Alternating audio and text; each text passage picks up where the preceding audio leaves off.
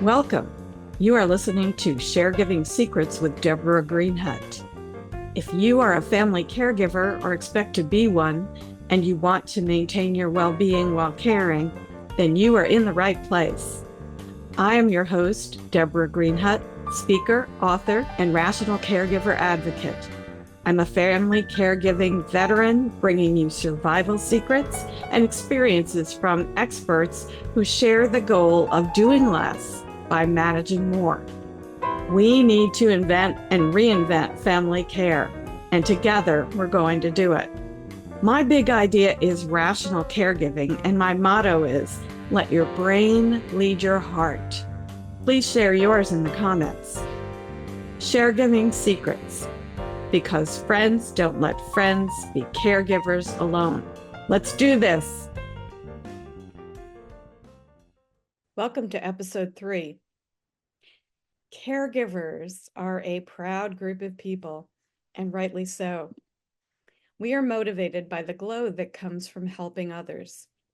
We most often take care of people because we love them, in the individual sense of being a loved one, and in the larger sense of loving humanity.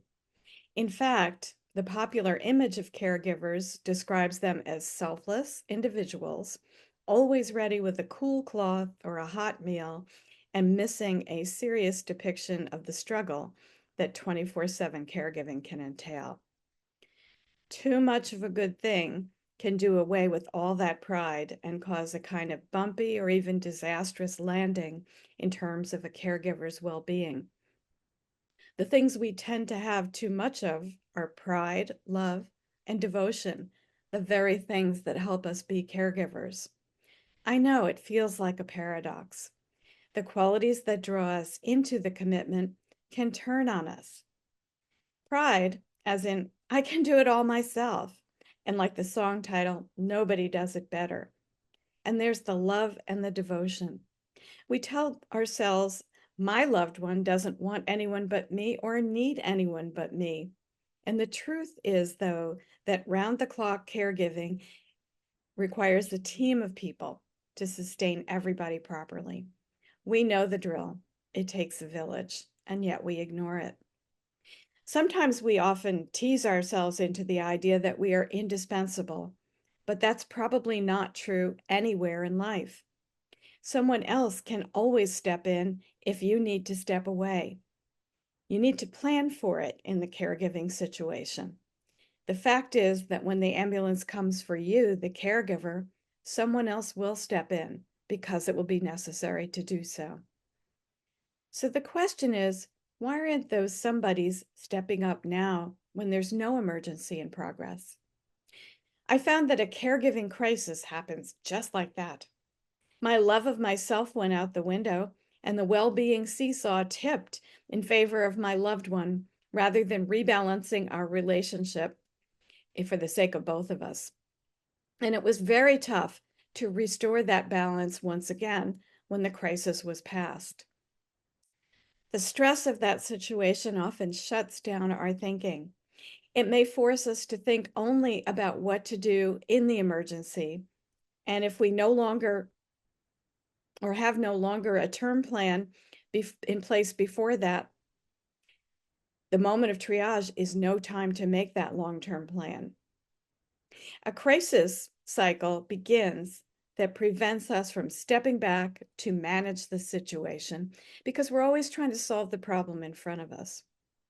When I finally allowed myself to get over my fears about spending money and time to help myself, it was because I realized that the crisis cycle was going to rob me of time and money, the very things I was trying to save, if I did not get some expert advice and guidance about how to manage caregiving so that I wasn't constantly managing the stress that comes from constant emergencies. Guarding my time and money was breaking down my health. I didn't want to look back and realize that I was too selfish to care about myself. It hadn't occurred to me that I might not be around to care for my loved one if I didn't use those resources to take care of me too. So I've worked with many people who were in that same boat that I found myself in before I learned how to do it better. A lot of people are skeptical of taking on advice or taking another person's opinion or guidance when they are doing the caregiving. They think they have to be superwoman or superman at it. And there's often a lot of resistance at the beginning of the process if you, as a coach or a helper, try to present yourself as all knowing. A good coach or a good mentor will be able to help you think through several what if scenarios so that the plan you make actually fits your situation. Nobody wants a cookie cutter solution to their relationship with a loved one. Their caregiving plan that you need is your creation. If I can follow the comparison to cooking for a minute, you get to choose the flavors, the method of cooking, and only you can design the final product. Because you may be struggling with feelings of love, though, it can help to consult on the recipe with someone who can help you manage that process. So you get the product you desire. You are the expert on your loved one's care, but you may seek help on how to make it all happen and to manage it in a way that benefits you and the person you love. Today, I'll describe a couple of scenarios that I've experienced with clients, and I want to share them with you to help you understand what those objections are about. I'll share a couple of examples of people I worked with so that you can get an idea for how Sharegiving operates in practice in real life. I remember a great grandmother named Louisa. I changed her name to protect her privacy. Well, Louisa had proudly raised two generations of girls and was helping with the third, babysitting her great granddaughter, Ella, during her mama's workday. Ella's mama, Jane, came to me with Louisa in mind, and Jane was worried about overworking her grandmother, Louisa, who had taken care of her for so long. Jane had so many beautiful memories of spending time with Louisa while her own mother was working. And Jane valued the bond that they were forming with her granddaughter, with Louisa's granddaughter, but she feared her grandmother was taking on too much by caring for Ella all day. Louisa was so proud of her contribution to these three generations of her family, from daughter through through her granddaughter, and Jane wanted to honor Louisa. But how much was too much? Jane asked me, how can I help her understand that she needs and deserves help? And the babysitter I hired is there so she can take a rest in the afternoon. I thought about how lovely it was that these people were preserving a multi-generational tradition. But I was also concerned, as Jane was, about how hard Louisa would push herself to prove her love. Because of the many feelings involved, I recommended starting with a caring conversation. I have found that it's often best to introduce the idea of help slowly and to find out what the caregiver really wants and needs. We don't want to scare caregivers into doing more than they should to prove they can. We also don't want to scare them away. Jane found herself in an intergenerational conflict, trying to think of what was best for her own grandma, Louisa, while she needed Louisa to take care of and help her with her daughter, Ella. But she had decided on a solution without talking to Louisa, and that's a critical problem that many caregivers experience. I know from being a grandma myself how quickly those little ones grow up and how precious the bonding time can be. So I never want to give up any time when I can get it. And I can see why Louisa was having a bit of a dilemma, and that was passed along to Jane. I also recognize that it's easy to get frustrated and impose solutions on other people when time is short and you don't have a lot of time to discuss things and your other parts of your life are making big demands on you. Jane was trying to manage her working and mothering conflicts. And I've been in Jane's shoes too, so I would include her needs in the plan as well. Now, rational managers will tell you that how you describe a problem is going to affect the solution you come up with. I noticed that Jane was trying to limit Louisa's time because she thought that was best for Louisa's health. Meanwhile, Louisa was afraid she wouldn't get to see much of Ella if a babysitter took half of her day away. A loving conflict, right? These kinds of control battles are a frequent obstacle to problem solving for caregivers. one person can't see the other's point of view. So, a good first step, I told Jane, might be a caring conversation to invite Louisa to describe what she hoped to do with Ella and then to share her own wishes and concerns.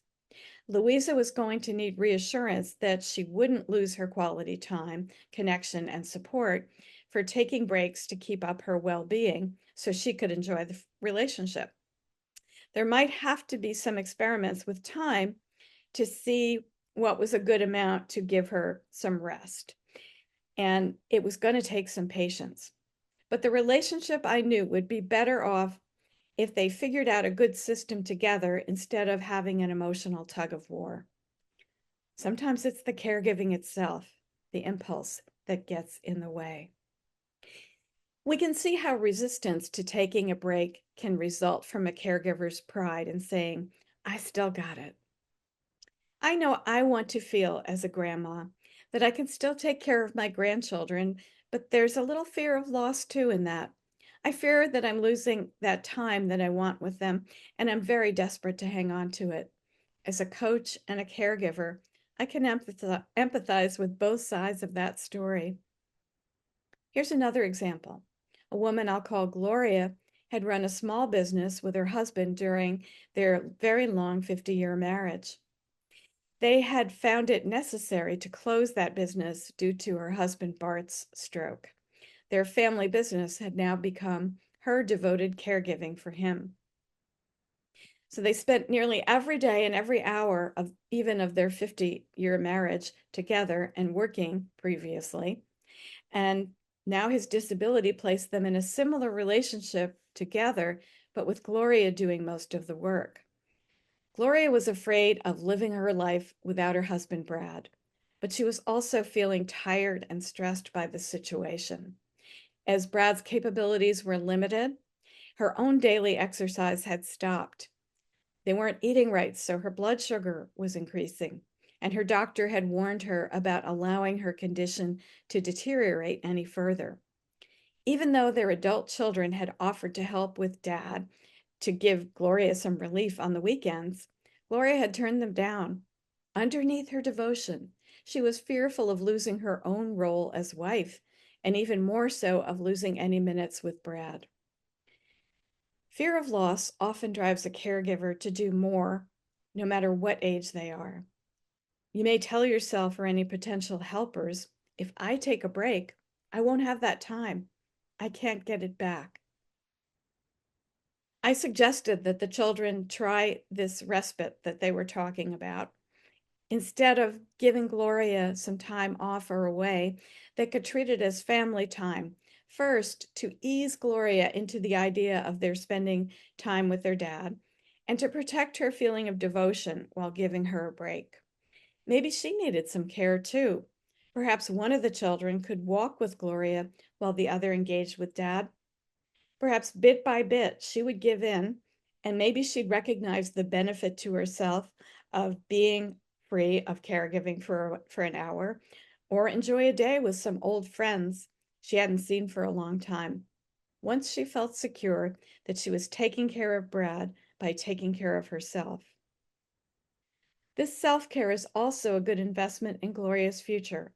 If she fears living alone without Brad, the best thing she can do for herself is learn self-care before it's an emergency. Self-care doesn't mean being alone, but it can mean independently preserving your well-being when you don't have someone to lean on.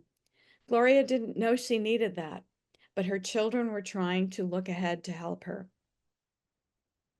Most of the conflicts that we experience come about because we don't have a problem-solving process that takes everyone's interests into account in some way. This can have tragic consequences by isolating resistant caregivers from the help that they need. I like to talk with clients about how people can change overnight if there's an emergency, but generally it takes time to adjust to the change.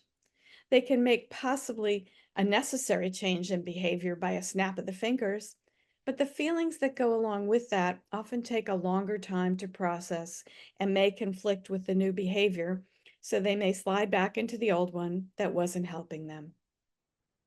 I emphasize that this is why the Sharegiving patterns that I mentioned are best planned and launched well before there's a caregiving emergency. Sadly, it's often a crisis that compels us to look at how we handle things. If fear has made people dig into their positions, it's difficult to make lasting changes in the way the family handles a crisis. So here are some tips for caregiving in families. Number one, promote togetherness before there's an emergency so that when a sudden change creates a need for caregiving, you have patterns to build on instead of war zones. And not just patterns. Sincere togetherness prevents and preserves your goodwill for the times when your coping skills are going to be challenged. Number two, preserve your flexibility and praise it as a good in the caregivers and loved ones you're trying to help. Catch other family members being flexible, in other words. As a management consultant, I've always said, the things that get rewarded get done. Praise is often a more effective motivator than money, and it doesn't cost any money. Not to oversimplify things, but honey works better than vinegar, as my grandma Rose always used to say to me. And that's one of the roots of caregiving. Like good cooking, caregivers take time and they know when to add the sugar. It's a good investment in making sure you have a caregiver when you need one. If you or someone else you know needs help beyond listening to our podcast to figure out how to start this caregiving journey with good caregiving, please use the contact form in the show notes to connect with me, or please go to my website, www.deborahgreenhut.com, to fill in the contact form there. We'll schedule a call to figure out the help you need. I would love to hear from you about how you're going to move forward in this change, whether you're thinking ahead or facing the crisis. I thank you for listening to me. Share your comments about caregiving with me below. I look forward to listening to you. Have a great week. Thank you for joining me today on the Sharegiving Secret, How to Survive Family Caregiving. I love sharing these insights and stories to empower you on your caregiving journey. If today's conversation resonated with you, consider diving deeper by picking up a copy of my pamphlet, Non-Negotiables for Caregivers. It's filled with great strategies to help you think through how to maintain your well-being while caregiving. Nobody wants to become Carezilla, right? Visit sharegiving.net to get this resource that can help you navigate your caregiver path with grace and resilience. Let's continue to share our stories and support each other.